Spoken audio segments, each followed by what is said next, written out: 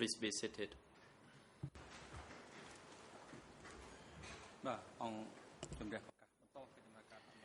The court is now back in session. Once again, the floor is given to the prosecution. I now like to give the floor to the counsel for Kisampon. You may proceed. Merci, Monsieur le Président.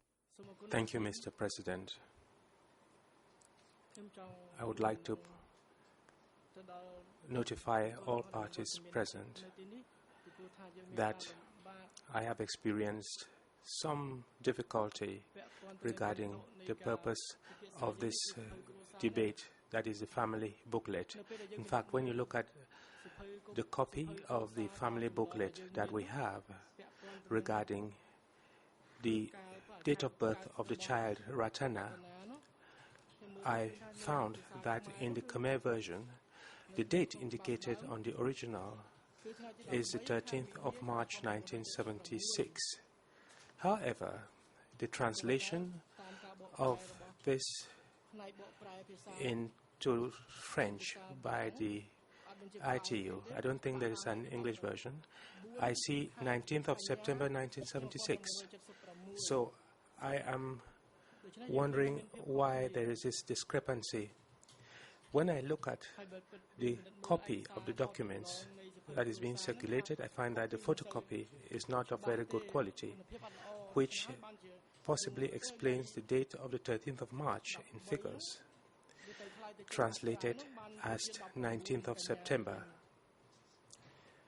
For the purpose of transparency, I would like to hand over to the chamber the original in Khmer, which we printed out using the printer of the tribunal. And let me point out to the registry that the date in the Khmer original is indeed the 13th of March 1976. That is the date of the child Ratana. I wanted to point this out to the chamber.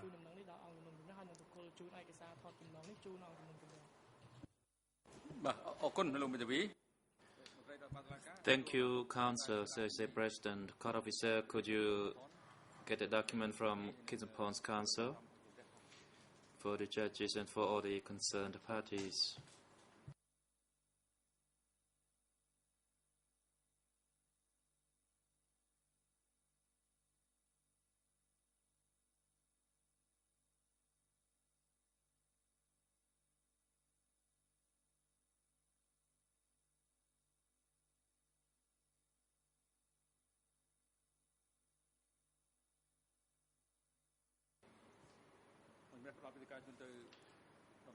The floor is now given once again to the prosecution to continue putting questions to this witness. You may proceed.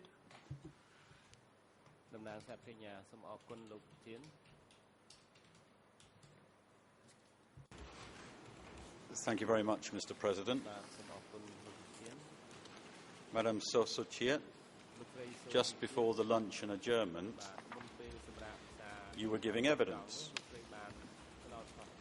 And if I understood your evidence correctly, when you were speaking about the family book, you said that the registrar was talking about estimating the date of birth of your son.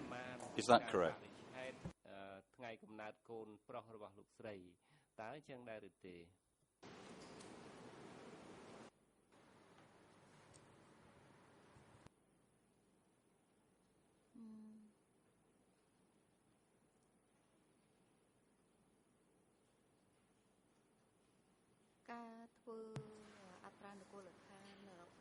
Regarding the family book registration of my son,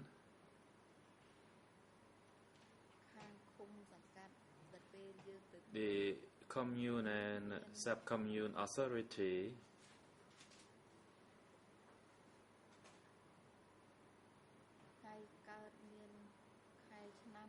already has the date of birth.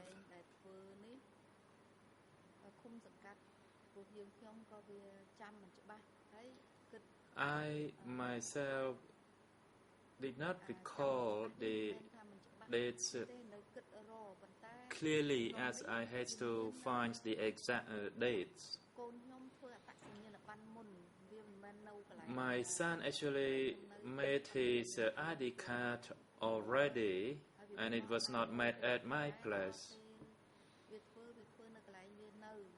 He actually made it at his place of residence, and that was at On Lung Vang. So he actually had made his ID card prior to my family book. And he put that date of birth for his ID card. So when I was requesting for the process of the family book, I asked him the date of birth that he put on his ID card, and he told me that date.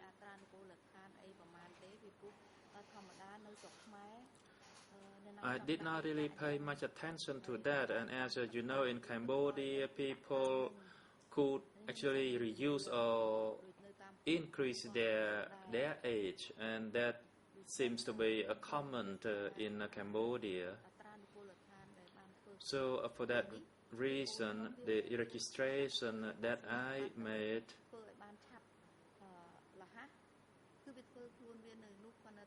was made after my son made his ID card, and that. Thank you.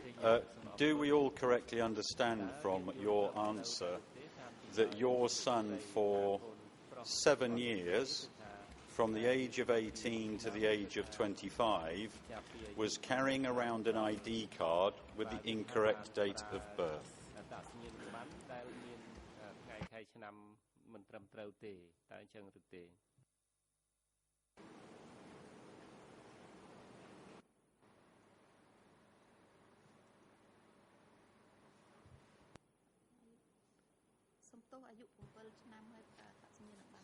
I don't seem to get your question regarding the 7 years. This registration was in 1999, when your son was 25 years old. The requirement to have a registration card is from 18 years old.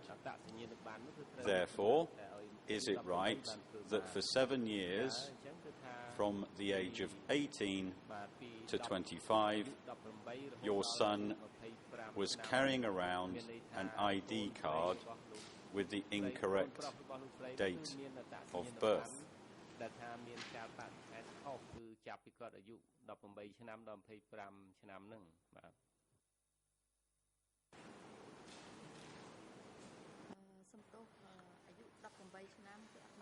My apology. In fact, when he reached 18, he did not make his ID card. Only when he lived in On Lung Vang, he applied for his ID card. I'm moving on to another topic. Mrs. Sosuchiat, you are a witness in this case who has been proposed by the defence. 28 months ago, in document E9/4/6, dated the 21st of February 2011, Khieu Sampon's legal team notified the trial chamber that you were proposed as a witness. When did you first know that you were being proposed as a witness?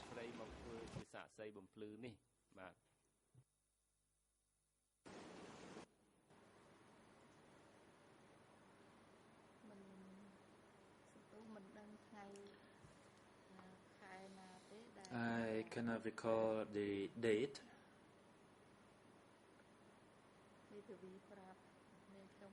That I was told by the council.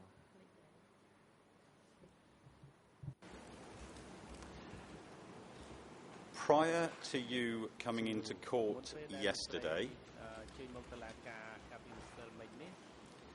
Had you told Q Sampon's lawyers your version of events?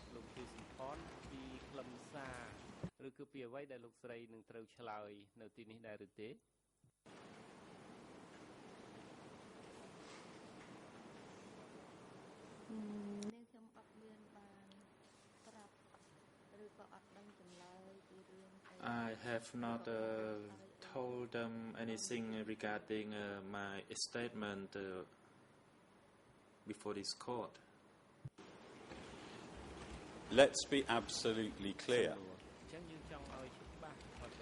Are you saying that prior to coming into court yesterday, Q Sampon's defence team had never prepared a statement for you and asked you to put your thumbprint on it and for that statement to be signed by you?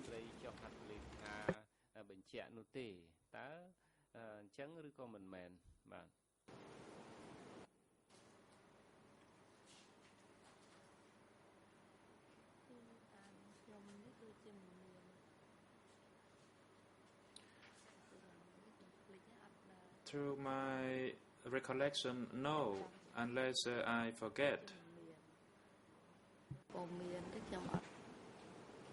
Let me put the question another way. When you were preparing to come to this court to give evidence, did you have a written document in front of you setting out your version of events?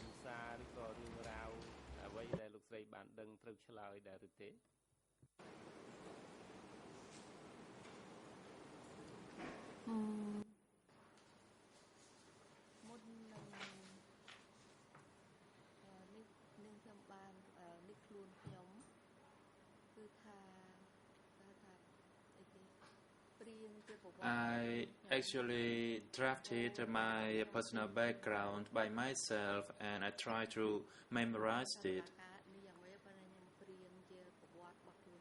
And that's what I prepared by myself. That is my background through various stages. Before 1975, then the period between 1975 to 79. And I made that by myself. Are you saying that in the 6 or 7 years your husband has been in detention, that you have never once sat down with a representative of the Q Sampon legal team and discussed your version of events?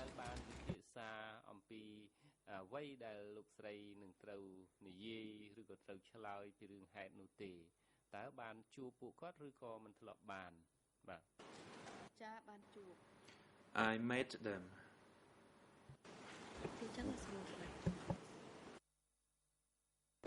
When you met them, did they ask you questions and write down your answers on a piece of paper?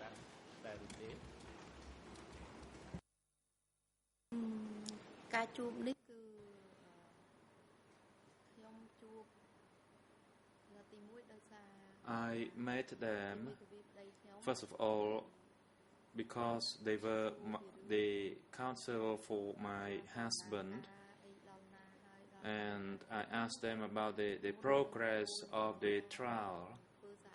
And before my appearance before this court, and it was around February, I met the counsel once.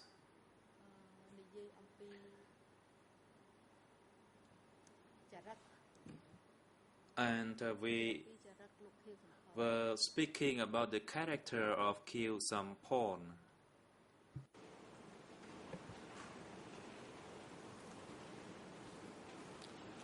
Prior to coming to court yesterday, and I want you to think about this clearly,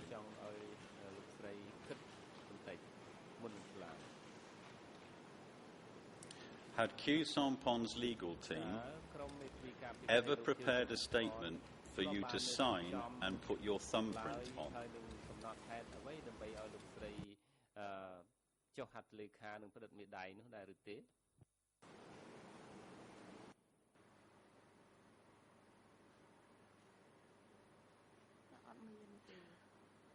No. Prior to coming to court yesterday, had you ever, on any occasion, told a lawyer from the Q Sampon team that there was an exodus of leaders from K3, leaving you, your husband, and a handful of others on their own at K3?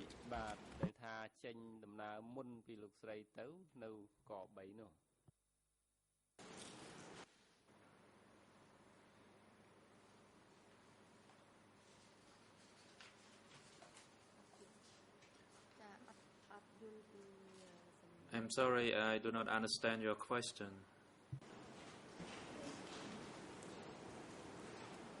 Prior to coming into court yesterday, had you ever, before then, told any lawyer or representative from the Q Sampon defence team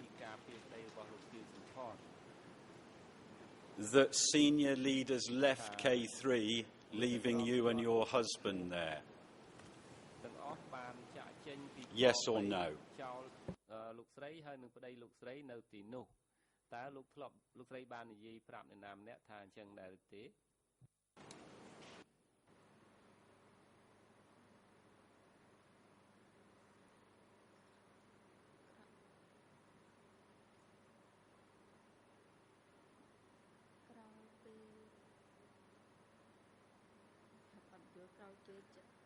I don't really get your question. I met with the council, but they informed me about my appearance before this court. But we did not talk about leaving a K3, and I don't understand your question, in fact. You've answered it. Thank you very much.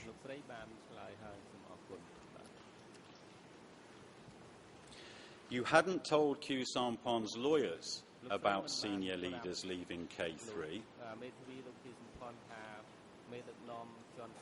But who had you discussed that with? If anybody.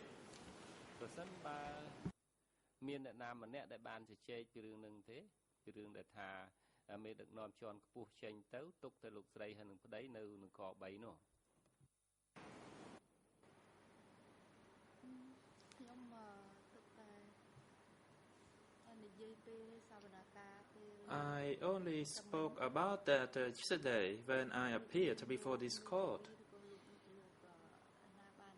And I was asked about that event.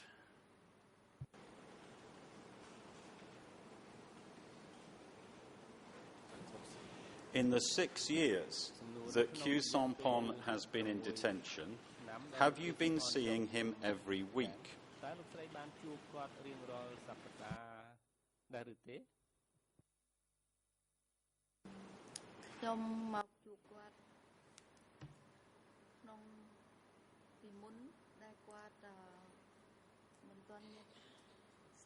Previously, before the constant hearing, I came to see him at least once a week, 2 times or 3 times a week, and sometimes when he was not well, I would come, 3 times a week. Let's keep it at twice a week over 6 years. That's 600 visits. On any of those visits, have you discussed with Q Sampon the senior leaders leaving K3 in those 600 visits?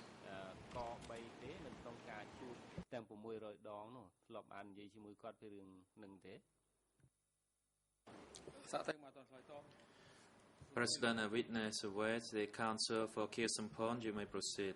Thank you, Mr. President.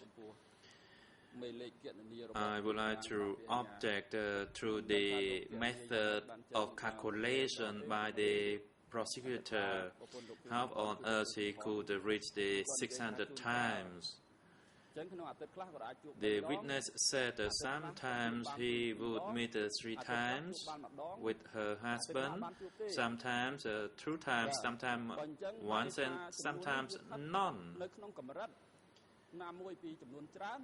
So the number is between the less to the highest number, and you just cannot stick to the highest number. Please recalculate your figure again.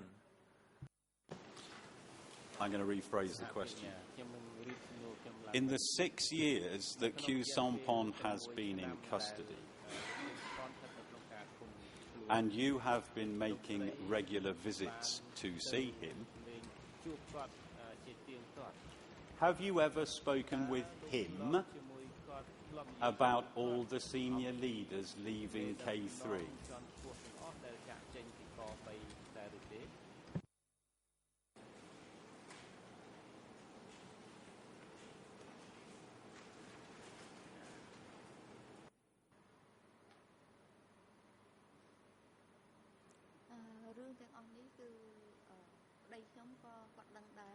My husband knew about that.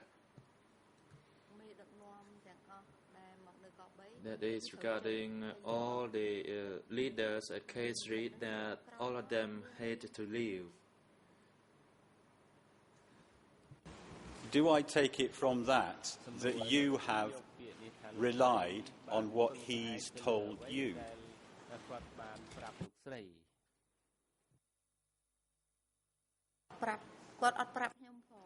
No, he did not.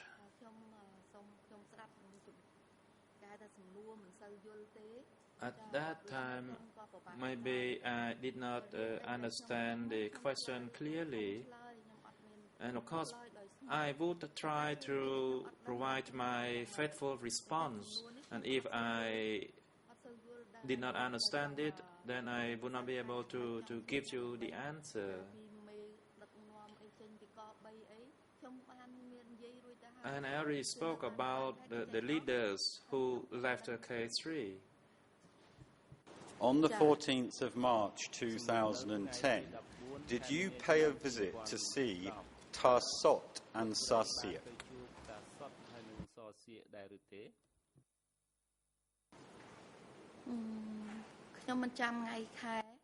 I cannot recall the date. In fact, at one point, I went for a wedding of my relative in Samlot.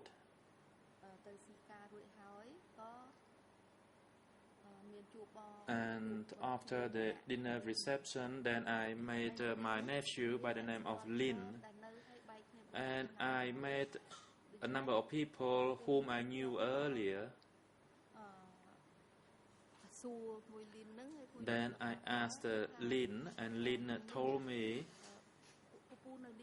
that there were a number of uncles whom I knew lived in that area. Maybe I'd like to expand a little bit on this point. So I told Lin that I wanted to visit some of those people whom I knew, including Sot and Sand and some other people as well. And we went to the first house that was closer to the wedding house. So after the wedding celebration, Lin took me to the house of Sot for a visit. And I met him under his house. Then he asked me how I went. In fact, only Sik was present, but Sok was not present when I went there.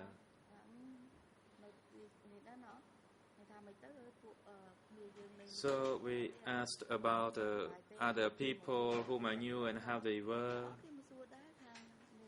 And people also came to ask how I went by.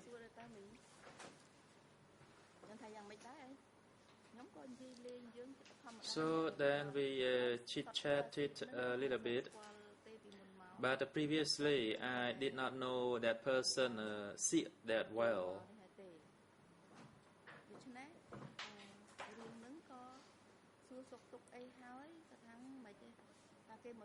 And after that, and in fact, during our conversation, she said people came to ask him through and said they were rather afraid, that someone was afraid and almost hanged himself. And I asked why they were afraid. There's nothing to be afraid of.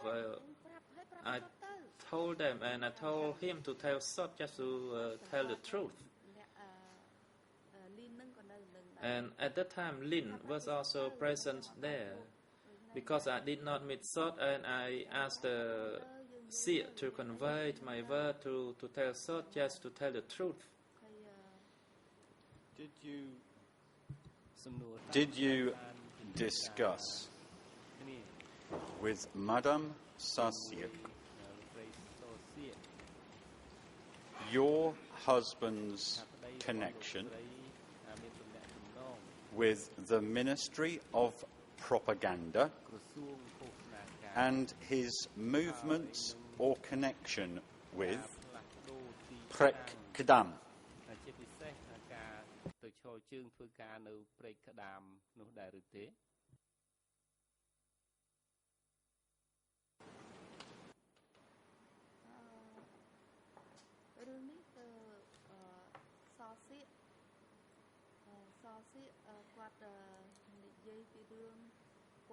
So Sia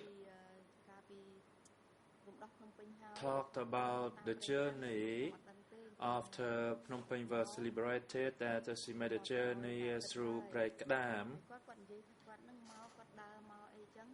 And she said that she went on foot from the Ministry of Propaganda. And I didn't know about that, but she spoke of her own will.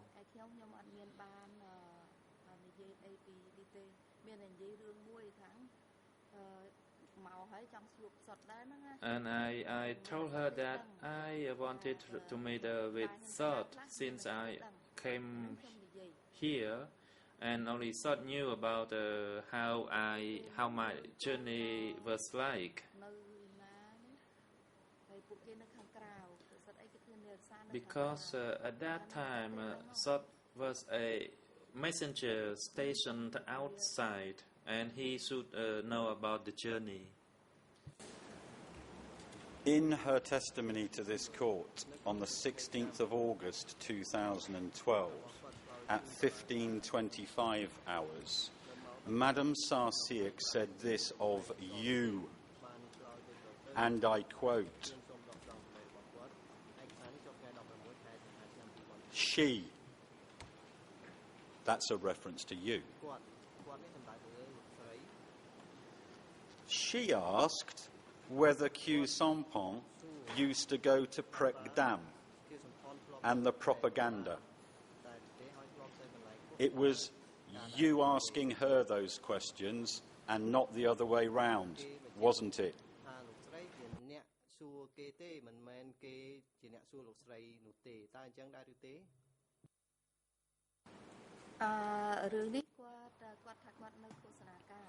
He said he was with the propaganda ministry. Then we asked him whether or not he had been there. And at Prek Kedam, Siak was not involved. I actually wanted to ask her husband whether or not he had been to Prek Kedam or anywhere else. And if Sot was there, he must have known. That's what I said. I admit saying that. But why did you want to ask Sot whether he'd have been at Prek Kedam or what he'd been doing? What was the purpose of you asking these questions or wanting to? Why?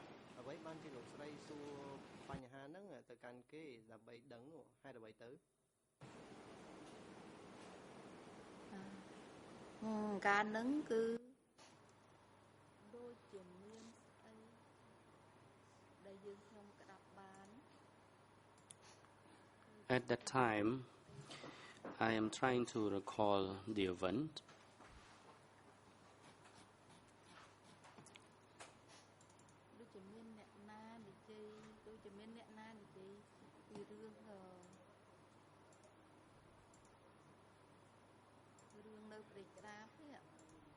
Somebody back then talked about it in Prekadam, and I wanted to visit that place, so I also talk about it.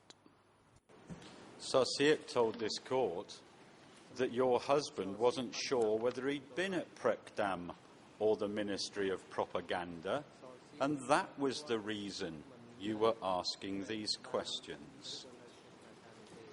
Is Madam Sarsiak telling the truth?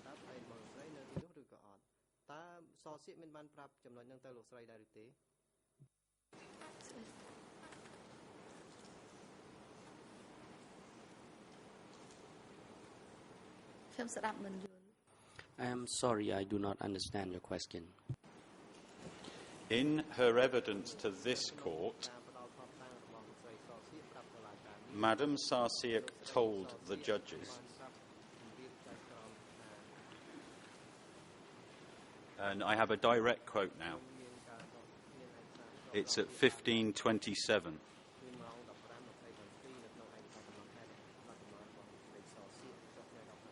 Question, and this is to Madam Sarsiak. And did you or your husband ask her, that's you, why she was interested whether Tarsot saw Q Sampon at Prek Kdam or the Ministry of Propaganda?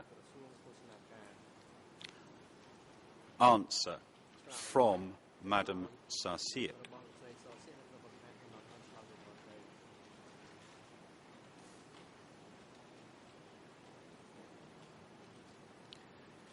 Q Sampon's wife came to ask the questions because Mr. Q Sampon did not recollect whether he went there or not.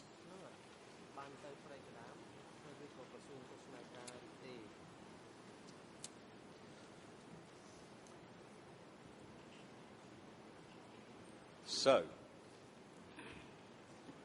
was the reason for you going to speak to Madam Sarsiak to do with a conversation you'd had with your husband when he was saying to you, wife, I can't remember if I was at the Ministry of Propaganda or Prek Kdam, can you go and see Sarsiak? Was that the reason?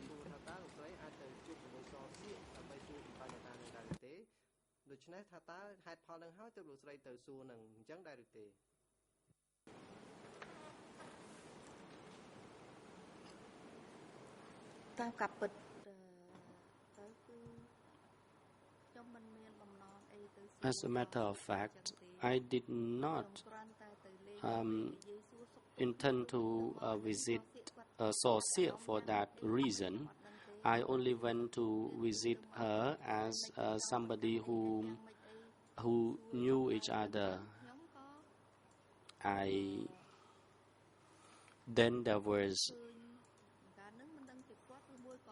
allegation about this and that, and I do not recall, but there was somebody who told me that he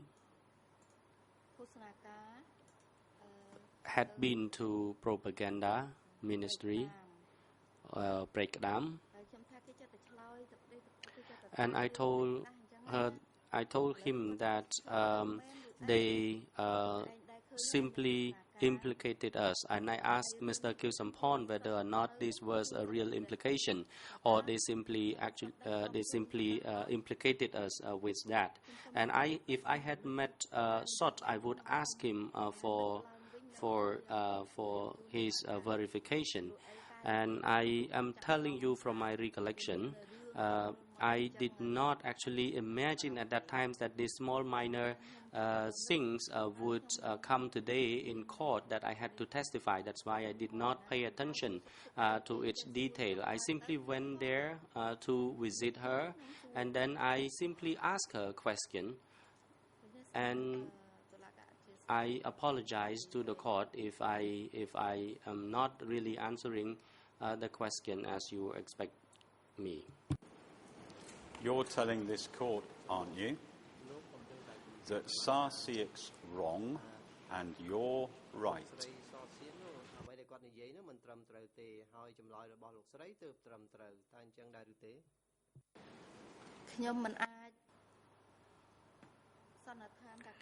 I simply cannot say I am right and she is wrong, because that was informal, a very informal, personal chat with each other when we live together.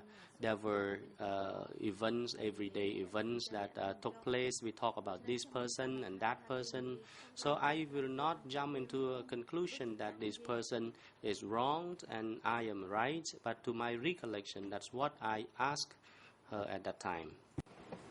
In her testimony to this court on the 16th of August 2012 at 15:05 hours, Madam Sarsiek said that she saw your husband on the 17th of April 1975, and that after this he came to the propaganda section and he spent a few days and nights there.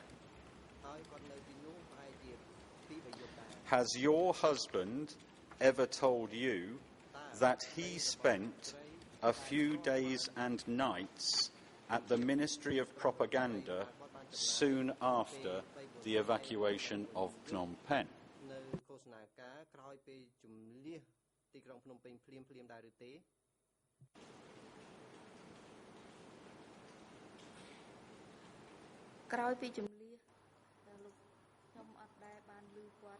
Following the evacuation, I never heard from him of where he went. When I met him in Sdok Tau, he told me that he had not been to Phnom Penh. It was on that very morning that he was prepared to leave for Phnom Penh. I want to move on to your brother and sister and a prison in Siem Reap. His Honour Judge Laverne this morning quoted an extract from an open letter from your husband appealing to all compatriots. That also has the reference E3/205. And you have already confirmed this morning what he wrote about you coming in tears, and to give the quote again, I quote, "My wife told me in tears about her siblings and relatives being arrested and handcuffed and their legs placed in irons for more than a year with other people and being wounded." On the 4th of October 2012, this court heard testimony from a man called Mias Vuon. The relevant timings are between 14:07 hours and 14:31 hours. He said this, that he received a telegram from Kyusampon asking him to report on people who were imprisoned in Siem Reap. including members of your family. Secondly, that he then went to investigate. Thirdly, that he reported to your husband about your sister Yit, who was detained in the security centre in Siem Reap, located in a prison used by the former regime. Fourthly, that Mia Svun went to the prison along with Ta Suong. Fifthly, that there were about 700 prisoners there. Sixthly, that your sister was released from the prison, but all other prisoners remained there. The President, Mr. Prosecutor, please hold on. The Defense Counsel for Mr. Kirsampon is on his feet. You may proceed, Counsel. Counsel Kungsumon. Thank you, Mr. President. The extract that the prosecutor is reading out is not known to other parties.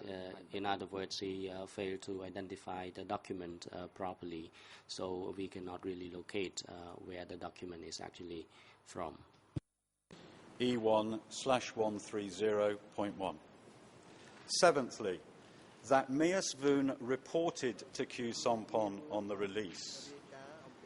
Eighthly, that at this time the autonomous Sector 103 reported directly to Khieu Samphan. The President.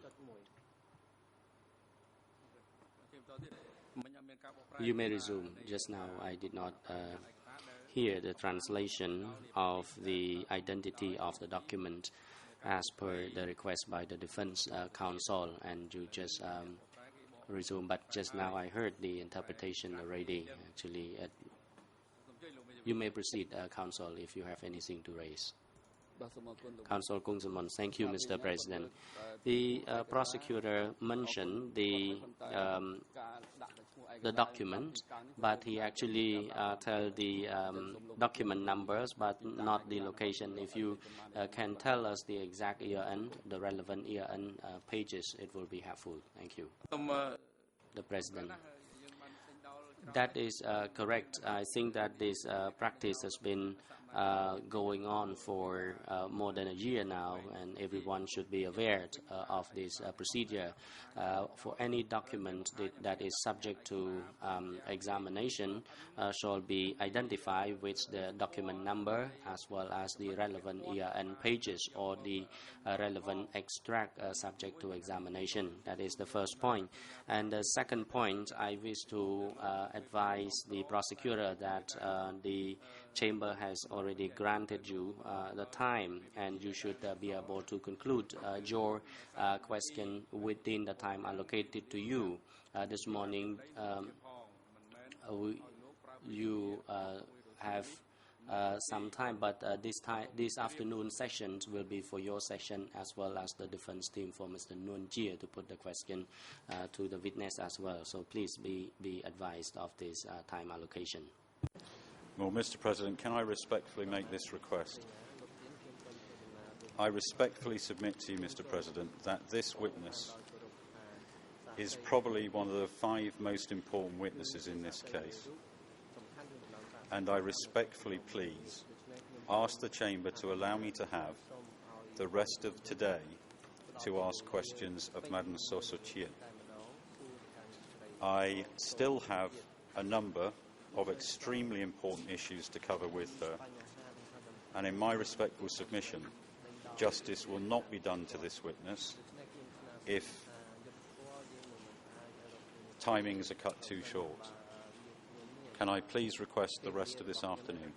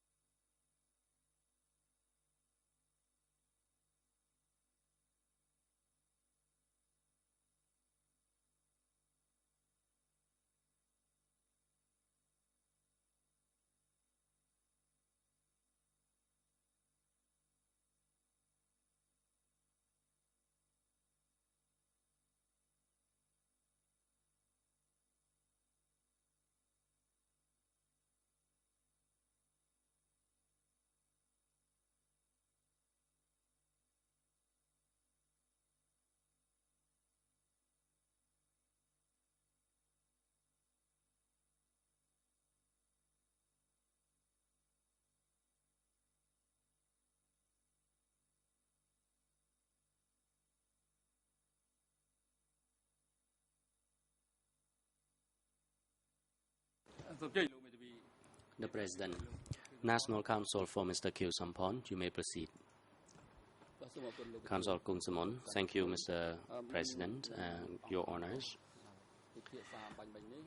Prior to Chamber deliberating on the issue, the President directed the prosecutor to identify the relevant pages, relevant year and pages, but the prosecutor has not yet followed this direction. And in addition, he submit his application for an additional time allocation. So may it please, Mr. President, direct the prosecutor to identify the relevant pages of the document he presented. The President. Yes, the Chamber has actually advised not only the prosecutor but also parties concerned that document be identified properly as to its number as well as the relevant year and pages of the document. Concerning the point that is subject to examination with the witness, expert or civil parties, this has already been practiced for a long time already, and in And on the second point, the prosecutor will have the times for him necessary to put the question to the civil part to the witness in question. However, Mr. Prosecutor should be advised that he put the question that are most relevant, the most potential question to ascertaining the truth, and the chamber will assess your question as you go along, whether or not the question are conducive to ascertaining the truth. Mr. President, I'm very grateful. Can I say in respect to the extract from Ms. Vuon that I have the timings of each entry to which I've referred. I accept that's not in accordance with the ERN policy, but it's certainly a practice that all of us in court have been adopting in the past few weeks.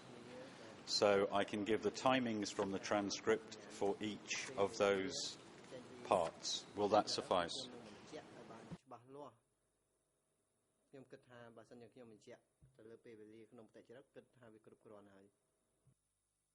I add, Mr. President, that this was a practice that was adopted with the last witness, Sidney Shambo.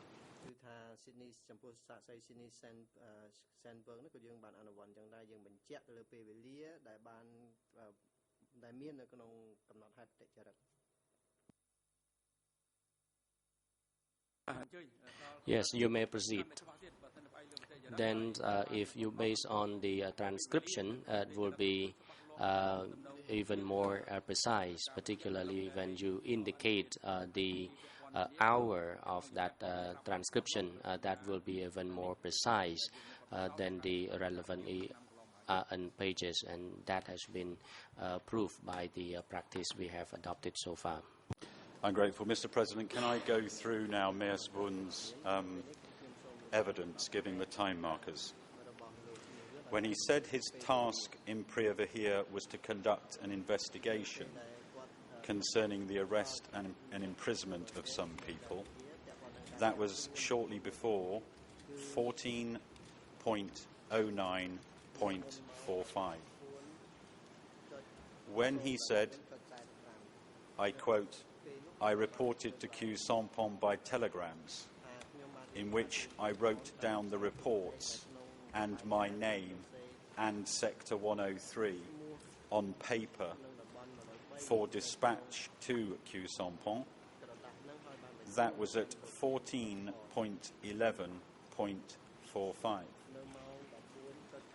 In that same time marker, he said there was a telegram sent from Khieu Samphan to me instructing that I had to report about any situation to him.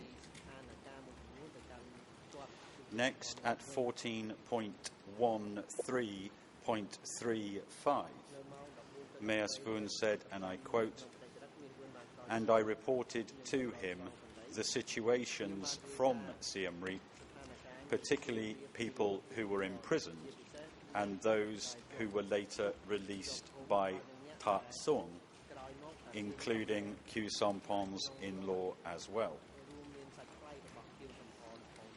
At the same marking, there is this quote, he, and that's a reference to Khieu Samphan, asked us to report whether or not we saw any of his relatives. At marker 14.15.14, Ms. Vuon said that he went to investigate what had happened to the relatives. At time marker 14.17.15, Ms. Vuon said, at the beginning, I reported about his older sister-in-law named Yiet, who lives in Malai, who was detained at the security centre in Siem Reap province. At time marker 14.19.13, Ms. Vuon said that Yiet was at, and I quote, the security centre which was located in the former regime prison complex. At that same marker, Ms. Vuon said there could have been up to 700 prisoners. At time marker 14.21.10, Ms. Vun said, Ta Sung conducted. The time again for this entry is 14.21.10. Ms. Vun said, and I quote, Ta Sung conducted the investigation, and then he learned about her, Yeat's, detention, and then he sent me to Preah Vihear province. Question: did you personally go to the security centre in Siem Reap to have Q Sampon's sister-in-law released? Answer: yes. I went to the prison along with Ta Sung. At time marker 14.23.22, Ms. Vun confirmed that he sent a telegram to Q Sampon to report. At time marker 14.26.30, Ms. Vun was asked, what did you understand to be Q Sampon's position at that point in time?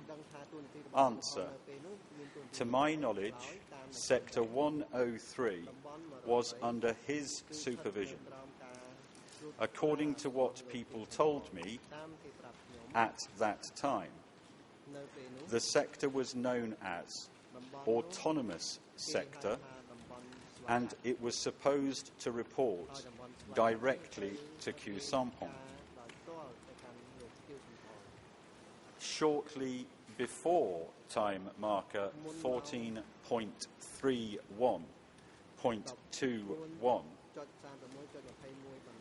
Ms. Vun was asked, but on the day you went there, the only prisoner you took out of the prison was Q Sampon's sister-in-law. The others remained at the prison. Is that correct? Answer: yes, that is correct. Now, President, witness, please wait. Counsel for Q Sampon, you may proceed. Merci, Monsieur le Président. Thank you, Mr. President. I have listened to what the prosecutor has said attentively. However, I think at the same time that our closing arguments should be 100 pages. And I'm wondering how we will manage to make do with only 100 pages. Thank you, Mr. President. Based on the Khmer interpretation, the document is E1/130, but I cannot locate that document. However, what I found is document E1/132/1. So it is quite a waste of time for me researching this paper while he is proceeding with the reading. let me speak clearly for my learned friend. The document is E1/130.1.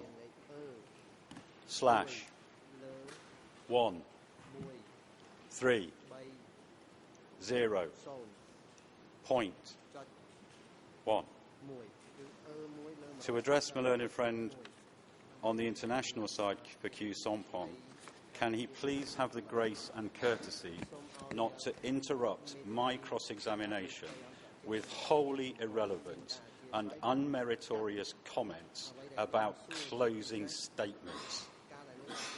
Can I please proceed, Mr. President?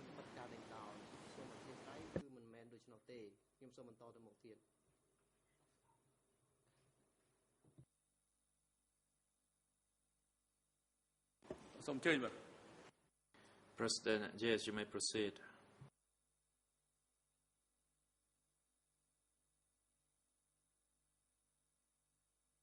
Madam Sochiat, I have read to you extracts from the testimony of Mies Vuon.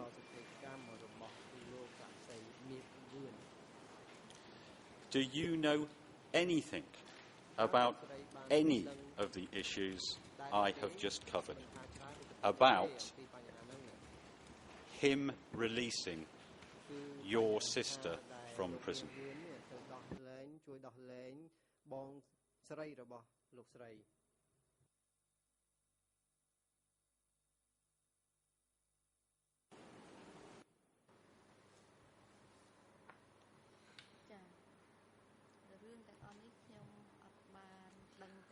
All that you have raised were beyond my knowledge. I did not know anything about what you raised. Regarding the release, I did not know anything of the release or that Ms. Vuon had anything to do with the release.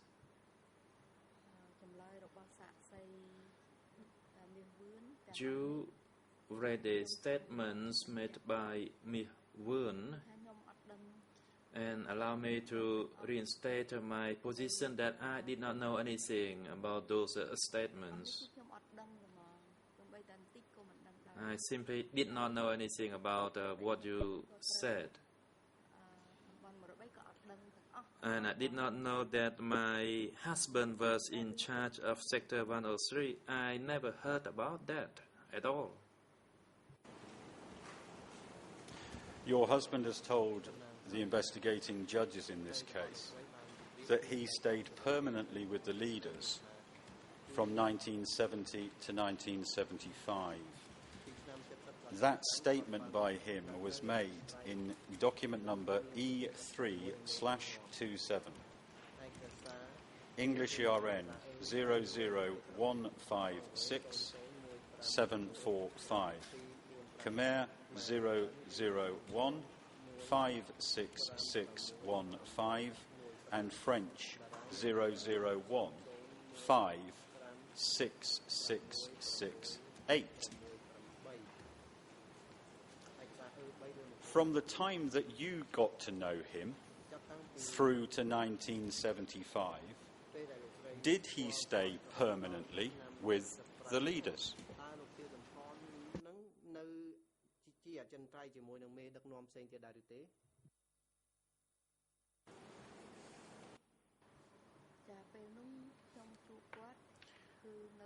When I met him, he was with the leaders. From the time you met him up to 1975, is your husband right when he says he stayed permanently with the leaders, from your knowledge and observations?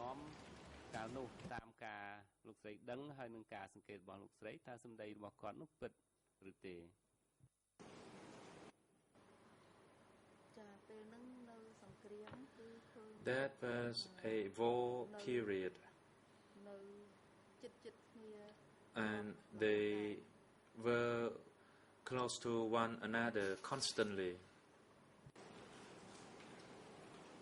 In 1972, leading up to your marriage on the 25th of December 1972, did you stay at Trapang Thom?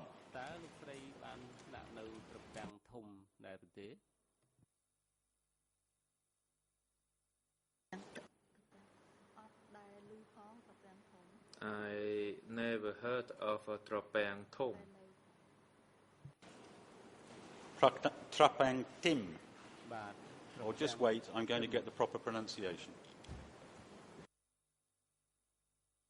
Well, I've put.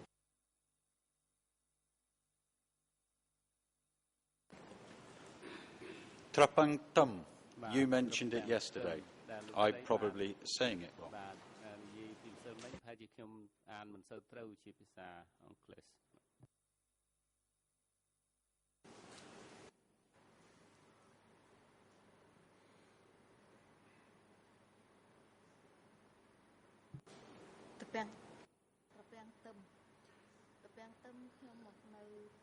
Regarding Tropang Tum, I stayed at the Tropang Tum for about 10 days. That is after I left the village. And before I entered the location of the leaders. When you went to the location of the leaders and you carried a meal and served Pol Pot, Nuon Chea and Brother Hen, did you stay at this camp for the leaders up to your marriage on the 25th of December 1972?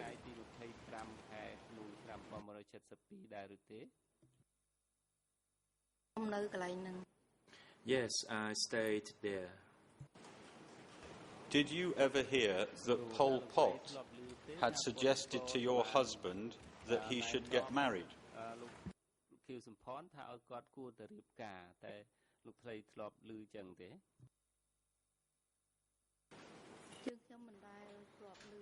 No, I did not hear that. Did Pol Pot, Nuon Chea, Ieng Sary, Son Sen, Vaughan Vet, did any of those people attend your wedding ceremony?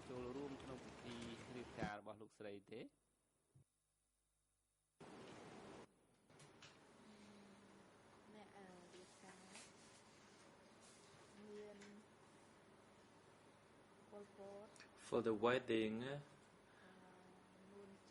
there were Pol Pot, Nuon Chea,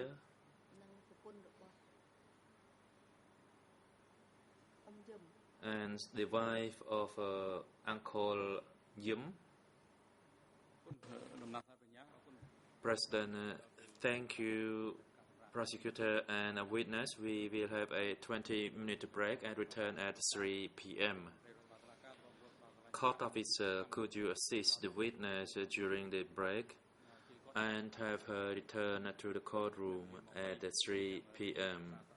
Likewise, it's for the duty counsel. The court is now in recess.